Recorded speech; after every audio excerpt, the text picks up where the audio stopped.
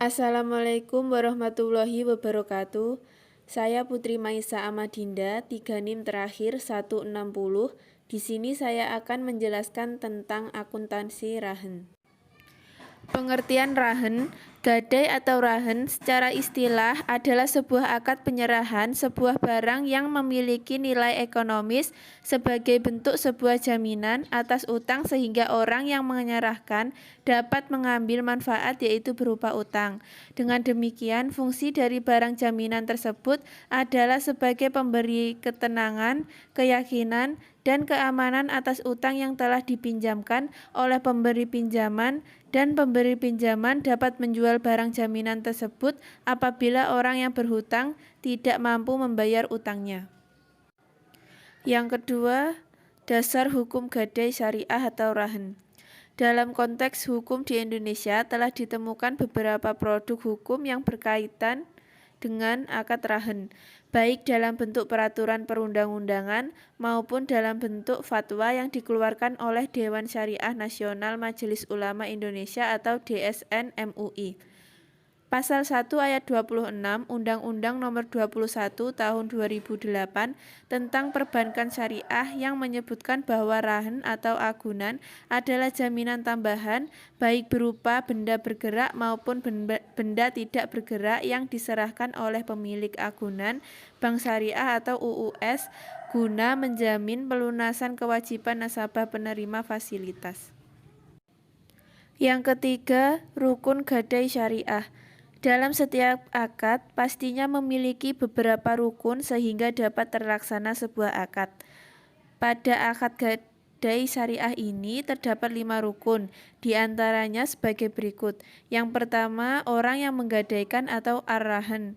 Yang kedua, orang yang menerima gadai atau al-mutahin. Yang ketiga, barang yang digadaikan atau al-marhun. Yang keempat, utang atau al-marhun bih. Yang kelima, sigat atau ijab qabul. Yang keempat, syarat gadai syariah atau rahen.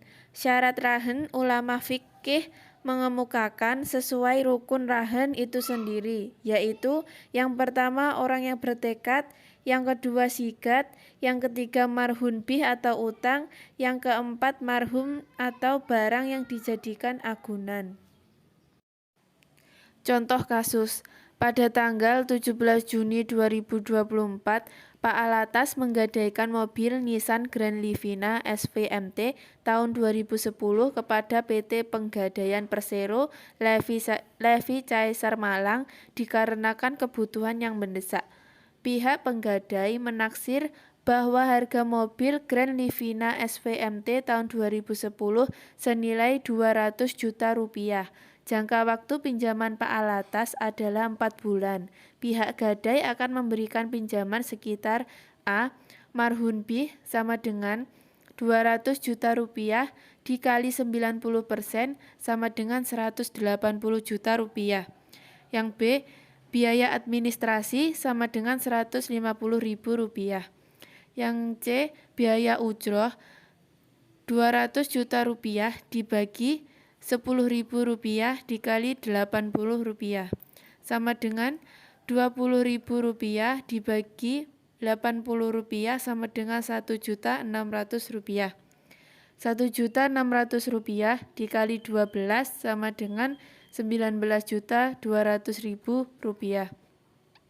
Biaya ujroh dibayar saat nasabah melunasi atau memperpanjang dengan akad baru. Yang D.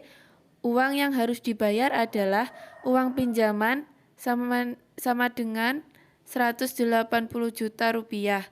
Biaya ujroh 19.200.000 rupiah. Tanggal 17 Juni 2024 saat menerima barang gadai. Tidak ada jurnal, hanya tanda bukti serah terima barang. Yang B. Tanggal 17 Juni 2024 saat murtahin memberikan uang kepada rahen.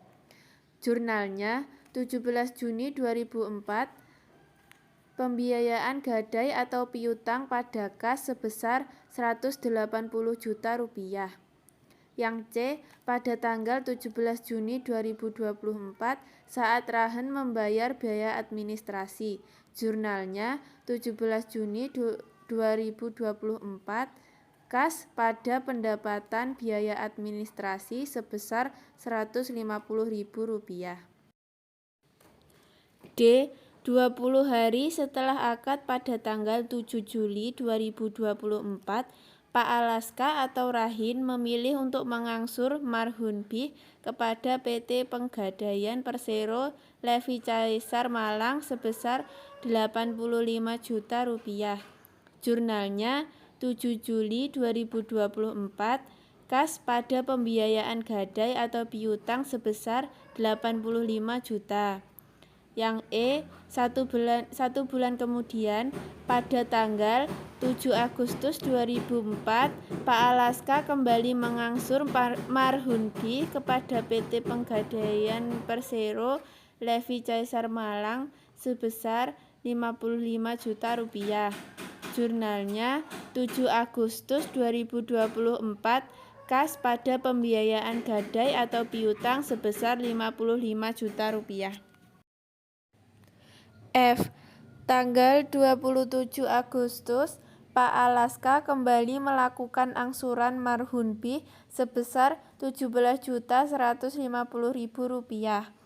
Jurnalnya 27 Agustus 2024, hutang Rahen pada kas sebesar Rp17.150.000. G.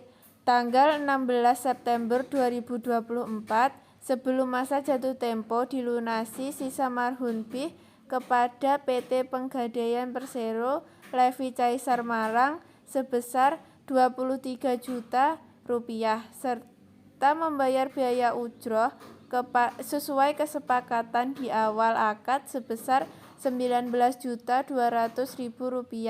Barang gadai dikembalikan dengan membuat tanda terima barang.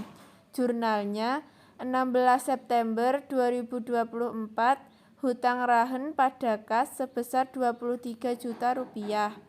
Beban ujroh pada kas Rp19.200.000. Jurnal pihak yang menggadaikan, Pak Alaska atau Rahin. A. Tanggal 17 Juni 2024 saat menyerahkan barang gadai kepada PT Penggadaian Persero Levi Caesar Malang tidak ada jurnal, hanya tanda bukti serah terima barang. B. Tanggal 17 Juni 2024 saat Pak Alaska menerima uang pinjaman atau Marhunbih. Jurnalnya 17 Juni 2024, kas pada utang Rahen sebesar Rp180 juta. C. Tanggal 17 Juni 2024 saat Rahen membayar biaya administrasi. Jurnalnya 17 Juni 2024, beban administrasi pada kas sebesar Rp150.000. D. Tanggal 7 Juli 2024, Pak Alaska atau Rahin mengangsur Marhunbih kepada PT Penggadaian Persero Levi Caesar Malang sebesar Rp85 juta. Jurnalnya 7 Juli 2024, hutang Rahen pada kas sebesar Rp85 juta.